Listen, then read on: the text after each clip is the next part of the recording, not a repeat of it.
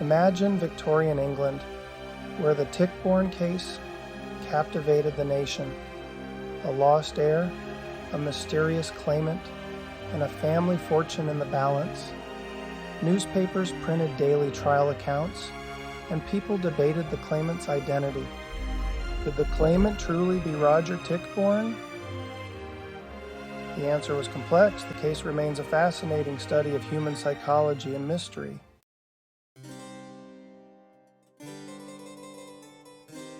The Tichbornes were wealthy and influential. In 1854, Roger Tichborne, heir to the fortune, disappeared at sea. His mother, Lady Tichborne, never gave up hope. In 1866, a man claiming to be Roger emerged from Australia. This set the stage for one of the most sensational legal battles in English history.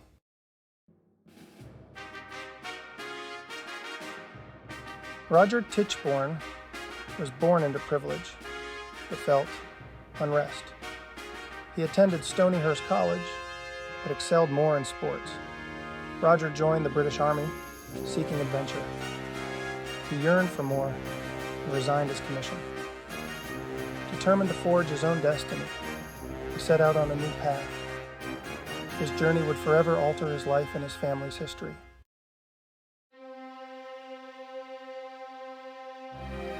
In 1853, Roger sailed for South America seeking adventure. He embraced local cultures and chronicled his travels.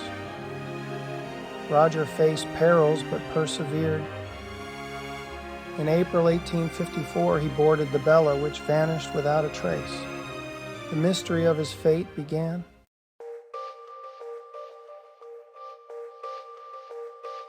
The Bella's disappearance cast doubt over the Tichborne family. Lady Tichborne refused to give up hope. She placed advertisements worldwide, seeking information. In 1865, a letter from Australia claimed Roger was alive. A man emerged ready to claim his birthright.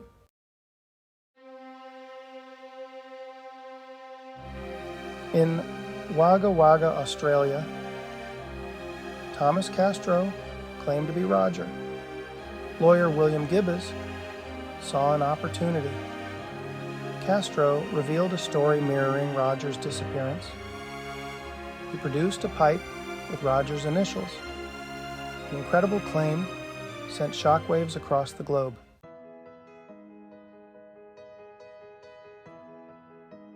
News of Castro's claim reached Lady Tichborne. She sought reassurance and sent letters to Australia. Castro, now embraced as Roger, prepared to return to England. He endured the hardships of sea travel. The reception in England awaited him.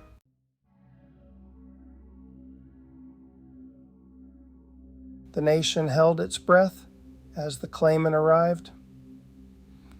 Some welcomed him, others were skeptical. He faced scrutiny from those who knew Roger. Discrepancies in his story raised doubts. Lady Tichborne's unwavering belief fueled the debate.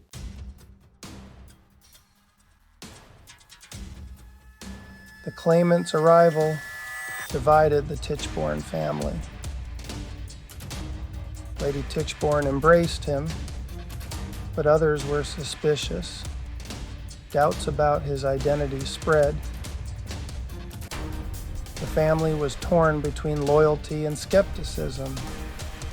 The scandal threatened their reputation.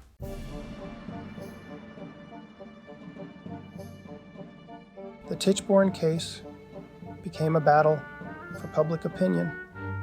Supporters rallied, pointing to Lady Tichborne's belief. The family assembled a legal team to expose the claimant. Evidence was meticulously gathered. The case hinged on the weight of evidence, swaying court and public opinion.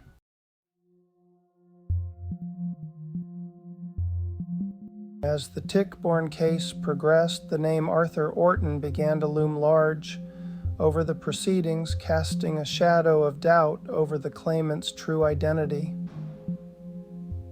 Orton, a butcher's son from the rough-and-tumble London district of Wapping, had emigrated to Australia around the same time as Roger Tichborne's disappearance. His life, much like Roger's, had taken him across continents, creating a web of coincidences that fueled the Tichborne family's suspicions. The Tichborne family's investigators unearthed evidence suggesting that the claimant and Arthur Orton were one and the same. They uncovered witness testimonies from Australia, including those who claimed to have known Orton personally and who identified the claimant as the missing butcher's son. They also produced records from Orton's time working on a cattle station, the same station where the claimant had claimed to have been employed under the name Thomas Castro. The emergence of Arthur Orton's name introduced a new layer of complexity to the already tangled Tichborne case. The claimant vehemently denied any connection to Orton, dismissing the allegations as fabrications designed to discredit his claim. However, the similarities between the two men, their shared experiences in Australia, and the increasing number of witnesses who linked them together cast a long shadow over the claimant's assertions. The specter of Arthur Orton would continue to haunt the Tichborne case, becoming a central point of contention in both the civil and criminal trials that followed. The claimant's insistence that he was Roger Tichborne would be continuously challenged by the weight of evidence linking him to the missing butcher's son from Wapping.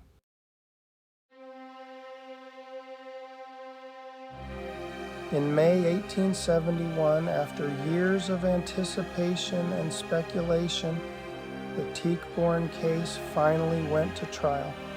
The setting was the Court of Common Pleas within the hallowed halls of Westminster, where legal titans would clash in a battle for justice that would captivate the nation.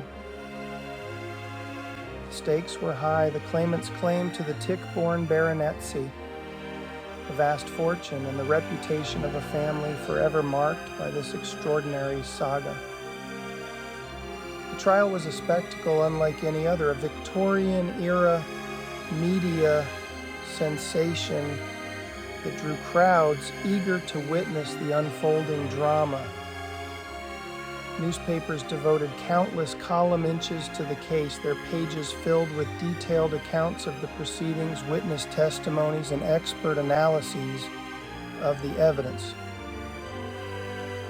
The public devoured every detail, their imaginations ignited by the clash of personalities, the weight of evidence, and the enduring mystery at the heart of the case. Leading the charge for the claimant was a formidable legal team, headed by the renowned barrister William Ballantyne. Ballantyne, known for his eloquence and courtroom presence, faced a daunting task: to convince the jury that his client, the portly and unpolished butcher from Wagga Wagga, was indeed the long-lost heir, Roger Tichborne. Opposing Ballantyne was an equally formidable legal team representing the bulk of the Tichborne family, who were determined to expose the claimant as a fraud.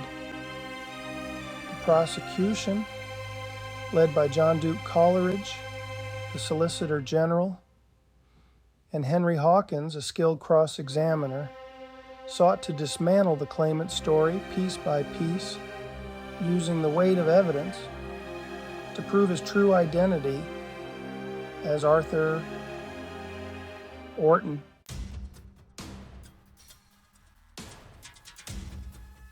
As the trial progressed, the Tichborne case became more than just a legal battle. It evolved into a cultural phenomenon that divided Victorian society along lines of class, belief, and social standing. The claimant, despite the inconsistencies in his story and the mounting evidence against him, garnered significant public support, particularly among the working class. They saw him as a common man, battling against the aristocracy, a symbol of hope against the rigid social structures of Victorian England. Public gatherings and demonstrations in support of the claimant became commonplace, fueled by a mixture of genuine belief, anti-establishment sentiment, and a thirst for spectacle. The Tichborne bonds issued to finance the claimant's legal battle became a symbol of faith in his cause, with many ordinary citizens investing their hard-earned savings in the hope of a substantial return should he succeed. However, the claimant's supporters were met with equal fervor by those who believed him to be a fraud. The upper classes, generally aligned with the Tichborne family, viewed the claimant's claim as an audacious attempt to usurp a title and fortune through deception. They pointed to the discrepancies in his story, his lack of refinement, and the growing body of evidence linking him to Arthur Orton as proof of his guilt. The Tichborne case became a topic of conversation at dinner parties and in pubs, debated in newspapers and on street corners. Families were divided, friendships tested, and social gatherings transformed into battlegrounds of opinion. The case had seeped into the very fabric of Victorian society, exposing the deep-seated divisions and prejudices that simmered beneath the surface of polite society.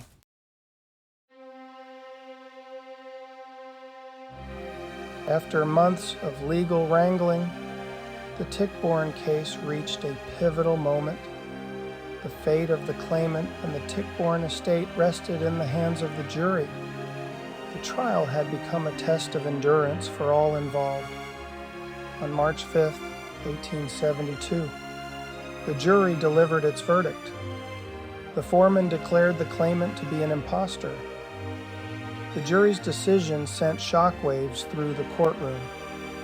The claimant was denounced as a fraud and a perjurer. The verdict did little to quell the public's fascination with the Tichborne case. The civil trial's verdict sent shockwaves through Victorian society, but it was merely the opening act of a legal drama that would grip the nation for years to come.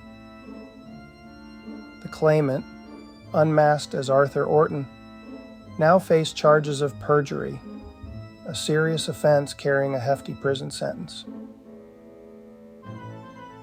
The upcoming criminal trial, set to commence in April 1873, promised to be even more sensational than its predecessor. The Tichborne case left an indelible mark on Victorian society, its echoes resonating long after the final verdict.